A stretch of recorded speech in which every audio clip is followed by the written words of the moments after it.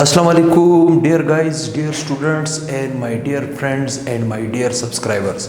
मैं फिर से आपकी खिदमत में हाजिर हुआ नए लेक्चर के साथ, लेकिन इस चैप्टर के लास्ट टॉपिक के साथ। जैसे मैंने स्टार्ट में वादा किया था कि मैं सीक्वेंस वाइज चल रहा हूँ, आप अपने टेक्स्ट बुक में चेक भी कर सकते हो कि मैं बिल्कुल सीक्वेंस वाइज आपके लिए हर एक प्रॉब्लम निकालता जा रहा हूँ। और बिल्कुल मैं अब इस स्टेज पे पहुँच चुका हूँ कि इस चैप्टर का लास्ट टॉपिक तक मैं पहुँच गया हूँ। इस टॉपिक के ऊपर आज मैं लेक्चर दूंगा, इसके बाद इसका न्यूमेरिकल भी हल करके दूंगा। फिर मैं इस पहले चैप्टर का जो एक्सरसाइज है, यस एक्सरसाइज बड़ा कम्प्लेक्स है, स्टोक्योमेट्रिक कैलकुलेशन का एक्सरसाइज 34 न्यूमेरिकल है। उसमें मैं कोशिश करूंगा एक एक न्यूमेरिकल आपके लिए सॉल्व कर दूं, ताकि आपके सामने ये जो पहला चैप्टर स्टोक्योमेट्रिक कैलकुलेशन का, ये टेंशन आपके सामने ना रहे। आप मेरी वीडियो से फ़ायदा ले सकते हो, बार बार चेक कर सकते हो, बार बार देख सकते हो, बार बार रिवाइंड कर सकते हो। मैं ऑलरेडी कोयटा शहर में अवेलेबल हूँ। अगर किसी का कोई प्रॉब्लम है वो मुझसे कंटेक्ट करके मुझसे दोबारा पूछ सकता है, मेरे पास आ सकता है। मैं उसे ब्रीफ कर सकता हूँ और मज़ीद भी प्रूफ कर सकता हूँ। आसान टॉपिक है, दिलचस्प टॉपिक है। जस्ट थोड़ा सा इस हवाले से आज लेक्चर थोड़ा सा थ्योरेटिकल होगा। दूसरा लेक्चर जब मैं दूंगा तो उसमें थोड़ा सा न्यूमेरिकल साइड टच किया जाएगा। लिहाजा काइंडली, टॉपिक का नाम क्या है? Percentage yield. क्या नाम है? Percentage yield. जैसे मैं पहले आपको बता चुका हूँ, परसेंट का मतलब क्या? पार्ट्स आउट ऑफ 100, मतलब 100 में कितना, 100 में कितना। जैसे मैं इसकी डिफिनेशन लिख चुका हूँ, देखिए ज़रा। डिफिनेशन बहुत आसान है, परसेंटेज यील्ड का डिफिनेशन मैं यहाँ पे आपके लिए लिख चुका हूँ। मैं आपको यहाँ पे रीड भी करके दूंगा और इसका कैलकुलेशन भी करके दूंगा। बहुत ही आसान है। देखिए, actual yield divided by theoretical yield and answer is multiplied by 100। Answer is multiply by 100। मतलब कहने का क्या मतलब है कि जो एक्चुअल यील्ड होगा आपने उसे डिवाइड करना होगा थ्योरेटिकल यील्ड पे, और उनका जो आंसर आएगा उसको आपने 100 से मल्टीप्लाई करना है, क्योंकि पार्ट्स आउट ऑफ 100 है। इसे हम क्या कहते हैं? Percentage yield. क्या कहते हैं? Percentage yield. अब जरा इसको फोकस करें। अगर मैं इसको मैथमेटिकली डिराइव करने की कोशिश करूंगा तो मैं इस डिफिनेशन का मैथमेटिकल डिराइवेशन कैसे करूंगा? मैं कहूंगा परसेंटेज यील्ड, परसेंटेज यील्ड बराबर है actual yield divided by theoretical yield and answer is multiply by what? 100। ये इसका मैथमेटिकल रिप्रेजेंटेशन आ जाएगा इस डिफिनेशन की बुनियाद पर। अब मसला वही है कि स्टूडेंट यहाँ पे ये नहीं समझते कि ये यील्ड होता क्या है। अगर वो एक दफ़ा यील्ड को समझ ले तो उनके सामने परसेंटेज यील्ड निकालना कोई प्रॉब्लम नहीं है, क्योंकि यील्ड आपके पास दो टाइप्स के हैं, एक एक्चुअल यील्ड, दूसरा है थ्योरेटिकल यील्ड। अब मैं सबसे पहले आपको यील्ड समझाऊंगा कि यील्ड है क्या। यील्ड है क्या? यील्ड को हम इस तरह डिफाइन करते हैं, बहुत आसानी से हम इसको डिफाइन कर सकते हैं। द अमाउंट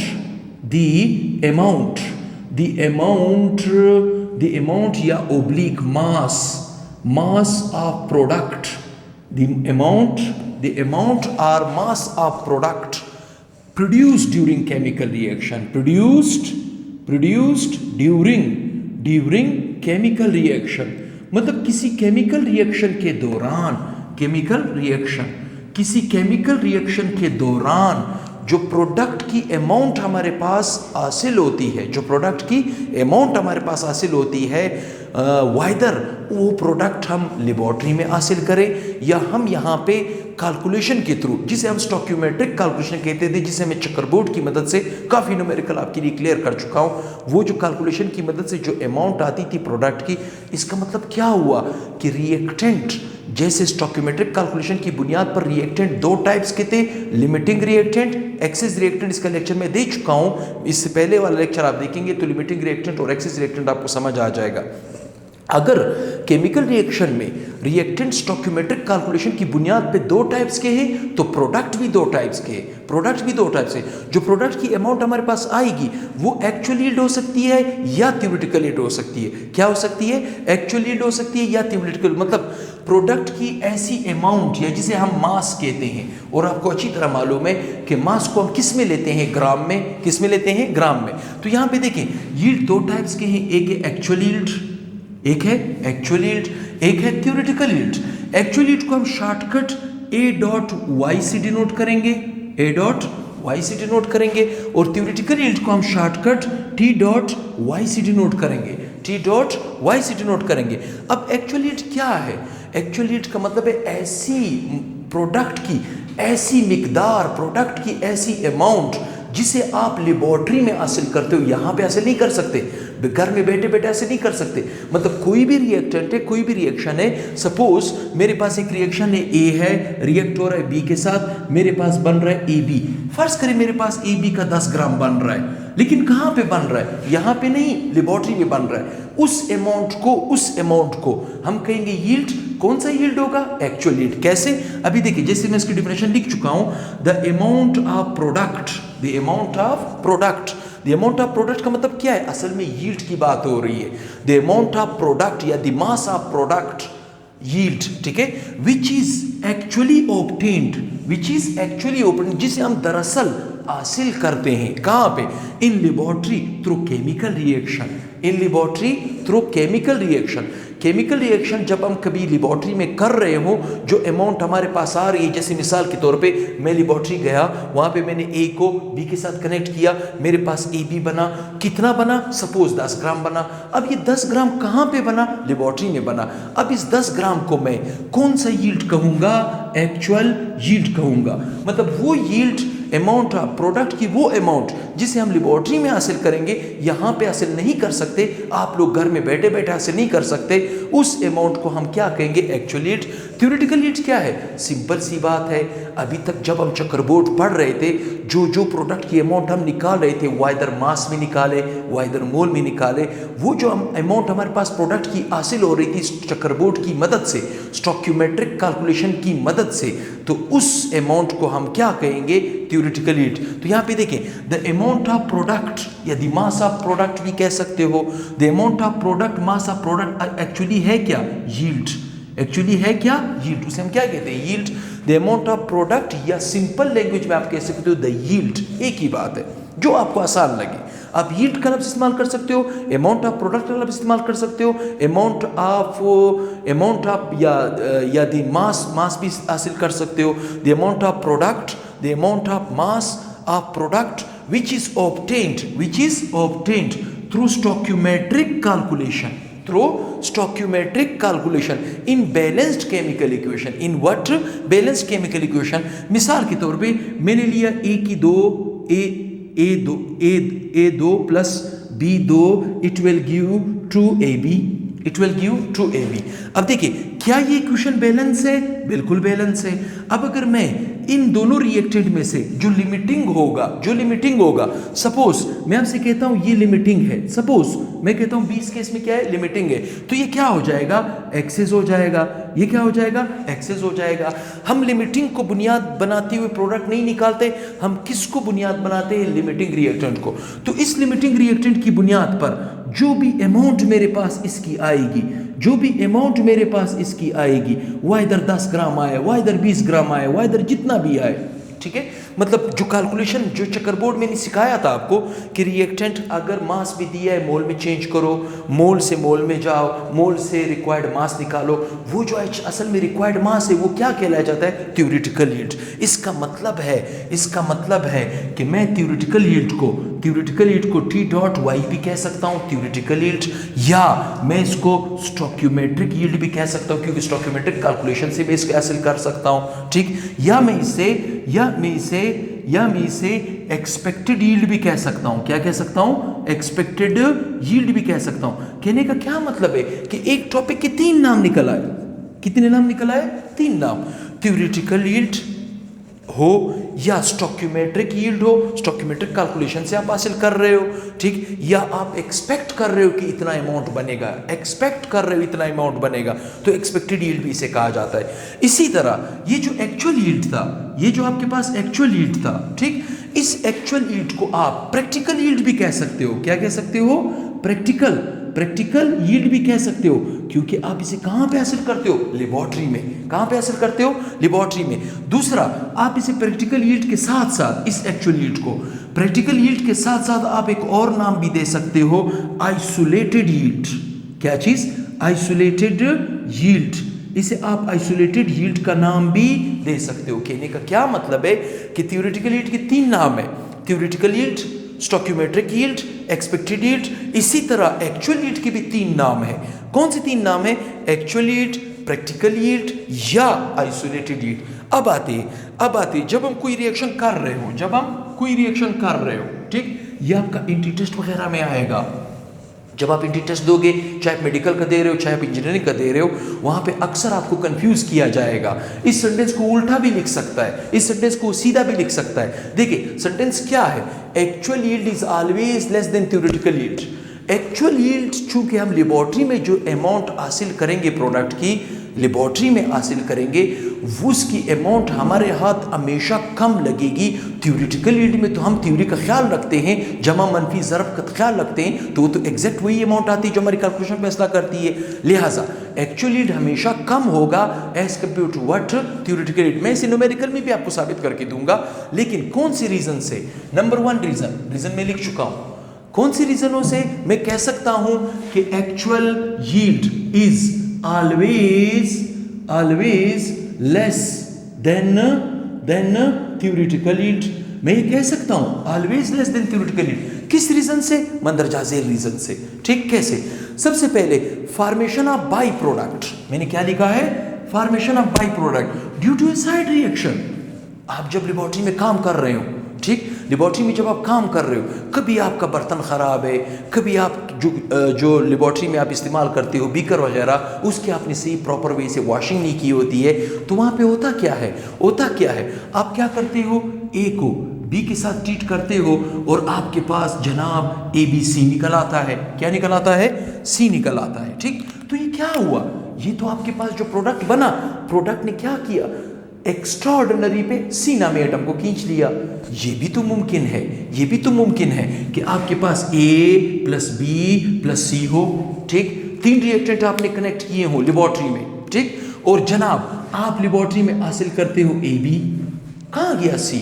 इसका मतलब है कि आपने ABC को जब रिएक्ट किया, उन्होंने रिएक्शन किया, लेकिन फाइनली जब आपके पास AB बन रहा था तो C कहीं पे ड्रॉप हो गया। इसे हम क्या कहते हैं? By product. क्या कहते हैं? By product due to a side reaction. तो साइड रिएक्शन की वजह से एक्चुअल यील्ड हमेशा कम होगा as compare to theoretical yield. दूसरा, मेनी रिएक्शन आर रिवर्सिबल। अक्सर रिएक्शन रिवर्सिबल होते हैं, हमें अंदाज़ा नहीं होता। लेबोरेटरी में हम काम कर रहे होते हैं, हम ये सोचते हैं कि रिएक्शन इरिवर्सिबल है, मैंने 2 रिएक्शन को मिलाया, प्रोडक्ट बना, और जनाब देखते ही देखते मैं प्रोडक्ट को हासिल कर रहा हूँ, वो प्रोडक्ट वापस ओरिजिनल रिएक्शन में चेंज हुआ। कैसे? देखिए, मेनी रिएक्शन आर रिवर्सिबल। बहुत सी रिएक्शन क्या होते हैं? Reversible. They do not go to completion. In these reaction the product form, इस रिएक्शन के दौरान जो प्रोडक्ट बनेगा, react to produce a original reactant. मतलब कहने का क्या मतलब है? मैंने A को B के साथ मिलाया, मैं चाहता था कि मेरे पास AB बने। क्या बने? AB बने। तो इतनी देर में जब मैं AB के अमाउंट को निकाल रहा था वहां से, तो इतनी देर में वो AB वापस से A और B में कन्वर्ट हुआ, तो मेरे हाथ तो इसकी अमाउंट कम लगेगी। मैं जो एक्सपेक्ट कर रहा था, जो थ्योरेटिकली यील्ड निकालते वक्त मैंने जो एक्सपेक्ट किया था कि मास इतना निकलेगा, उतना मास ना निकला, और रिएक्टेंट प्रोडक्ट क्या हुआ? वापस से रिएक्टेंट बना। इस वजह से भी आपके हाथ जो है प्रोडक्ट की अमाउंट कम लगेगी। दूसरा, इम्प्योरिटीज इन केमिकल रिएक्शन। ठीक, इम्प्योरिटीज का क्या मतलब? मिसाल के तौर पे मैं सोडियम क्लोराइड को, क्या चीज? सोडियम क्लोराइड से मैं हासिल करना चाहता हूं सोडियम और क्लोरीन का गैस। क्या हासिल करना चाहता हूं? सोडियम का और क्लोरीन का गैस। मैंने सोडियम क्लोराइड लिया है 10 ग्राम। कितना लिया है? 10 ग्राम। आप लोग जाके देखिए बाजार में, जब आप कॉमन साल्ट लेंगे, कॉमन नमक, आपको कॉमन नमक मुख्तलिफ रेट से अवेलेबल है मार्केट में। 5 रुपए की पूड़ी भी आपको मिलेगी, 10 रुपए की पूड़ी भी मिलेगी, 50 रुपए की पूड़ी भी मिलेगी। मतलब जिस मार्केट में सोडियम क्लोराइड का जितना ज़्यादा रेट होगा, उतना सोडियम क्लोराइड प्योर होगा, उसमें डस्ट पार्टिकल नहीं होंगे। क्या नहीं होंगे? Dust particle. आप लोग लेबोरेटरी में क्या करते हो? आप लोग ये समझते हो कि सोडियम क्लोराइड मैंने 10 ग्राम लिया। आप लोग लेबोरेटरी में कहते हो कि मैं सोडियम क्लोराइड क्या लिया? 10 ग्राम लिया। तो मेरे पास 10 ग्राम ही क्लोरीन गैस बनना चाहिए, लेकिन बनता है जनाब 8 ग्राम या बनता है जनाब 6 ग्राम। अब असल में आपने सोडियम क्लोराइड को 10 ग्राम नहीं लिया। एक्चुअली आपने जो सोडियम क्लोराइड को 10 ग्राम लिया था, उसके अंदर 8 ग्राम सोडियम क्लोराइड था, 2 ग्राम क्या आता, इम्प्योरिटीज़ का मतलब है डस्ट वगैरह आता है, ठीक, जिनका हमें ख्याल नहीं होता। हम ये एक्सपेक्ट कर रहे होते हैं कि 10 ग्राम ही बनेगा, लेकिन वो 10 की जगह 8 बन जाता है, 6 बन जाता है, तो हमारे हाथ अमाउंट कम लगती है प्रोडक्ट की। यही रीज़न है दूसरा। चौथा रीज़न, ठीक, चौथा reason, many reaction simply are not completed. डरे नहीं, मैं इसको अभी कैलकुलेशन में भी साबित करूंगा, न्यूमेरिकल में मैं आपको ये चीज़ साबित करके दूंगा। Many reaction simply are not completed, बहुत सी रिएक्शन अक्सर कंप्लीट नहीं होते। Some amount of reactant remains unreacted at the end of reaction. हम असल में जज्बाती भी है, स्टूडेंट तबका बड़ा जज्बाती भी होता है। जब वो लेबॉर्ट्री में काम कर रहा होता है तो उन्होंने 2 रिएक्टेंट को रिएक्ट किया होता है, प्रोडक्ट की तमन्ना तवक्को करते हैं कि हम प्रोडक्ट को हासिल करेंगे। असल में वो रिएक्शन आधे घंटे में कंप्लीट होना चाहता है, यहाँ पे दूसरा दोस्त उसको खींचता है, चलो यार चलो बाजार में चाय कहीं पे जाके पीते हैं, छोड़ दो। बस वो क्या करता है, जल्दबाजी में प्रोडक्ट को उठा लेता है, रिएक्शन कंप्लीट नहीं होता, इस वजह से भी अमाउंट हमारे हाथ कम लगती है, ठीक। नंबर 5, 5वां पॉइंट, ठीक, 5वां पॉइंट आसान पॉइंट है, दिलचस्प पॉइंट है, मैं इसे न्यूमेरिकल में भी आगे जाके साबित करूंगा। लॉस ऑफ प्रोडक्ट, अक्सर हम लेबॉर्ट्री में प्रोडक्ट की जो अमाउंट होती है वो हमारे हाथ लॉस हो जाती है, गिर जाती है। कैसे गिर जाती है? फर्ज करें हम लेबॉर्ट्री में जो प्रोडक्ट हासिल कर रहे हैं, फर्ज करें लेबॉर्ट्री में हम प्रोडक्ट हासिल कर रहे हैं, सोडियम, फर्ज करें क्लोरीन हासिल कर रहे हैं, फर्ज करें सोडियम हासिल कर रहे हैं, फर्ज करें सोडियम हासिल कर रहे हैं, या फर्ज करें हम क्लोरीन हासिल कर रहे हैं लेबॉर्ट्री में। हमारा ख्याल नहीं होता, कुछ क्लोरीन गैस हमारे हाथ से निकल जाता है सेपरेशन की वजह से।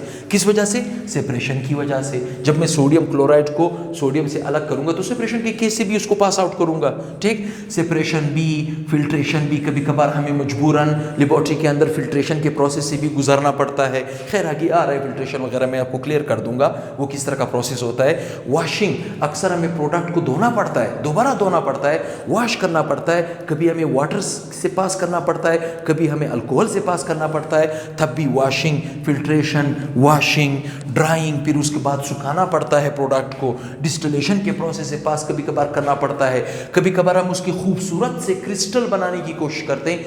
तो आप खुद अंदाज़ा करें, एक प्रोडक्ट को आप इतने ज़्यादा स्टेप से गुजारोगे, तो मैं समझता हूँ इतने ज़्यादा स्टेप से अगर आप किसी पेशेंट को भी गुजारोगे तो पेशेंट बेचारा भी मर जाएगा। प्रोडक्ट तो प्रोडक्ट है, प्रोडक्ट की अमाउंट हमेशा हमारे पास कम लगेगी। तो हम इस बात को बिल्कुल नहीं भूलेंगे कि actually it is always less than theoretical yield. Numerical में आपको इंटीटेस्ट वगैरह में कंफ्यूज किया जा सकता है, वही सेंटेंस को इस तरह भी लिख सकता है कि theoretical yield is always greater than actual yield. ये सेंटेंस घुमाया भी जा सकता है, आपने इससे नहीं डरना है। तो काइंडली मेरे चैनल के साथ रहिए, मैं आपको आगे जाके न्यूमेरिकल में ये सारी चीज़ें आपको साबित करने वाला हूँ। आपको एक्सरसाइज भी करके दूंगा, 34 न्यूमेरिकल पे बेस्ड है, मैं आपको सारे न्यूमेरिकल आपको आसान करके दूंगा। यूँ समझे कि ये जो पहला चैप्टर स्टोइकोमेट्रिक कैलकुलेशन का है, स्पेशली मैं अपने स्टूडेंट्स के लिए, स्पेशली बलूचिस्तान के स्टूडेंट्स के लिए मैं तोहफे की शक्ल में स्टोइकोमेट्रिक कैलकुलेशन आसानी से दूंगा। आप मेरे वीडियो के साथ रहे, बार बार उसको देखें, उसको शेयर करें। किस नाम से है मेरा चैनल? Quetta science academy. किस नाम से है चैनल? Quetta science academy. अभी यूट्यूब का जो चैनल मैंने स्टार्ट किया है कुछ ही वक्त हुआ है, लेकिन मेरे सब्सक्राइबर माशाल्लाह बढ़ रहे हैं। जो जिस चीज़ को पता चल रहा है कि मेरे लेक्चर आ रहे हैं, वो ये लेक्चर का इंतज़ार भी कर रहे हैं, वेट भी कर रहे हैं। अब आप देखेंगे मेरे लेक्चर के बिल्कुल राइट साइड बॉटम एरिया पे आइकन मिलेगा, आइकन, वहाँ पे आप क्लिक करेंगे तो भी सब्सक्राइब का बटन आपके हाथ लग जाएगा।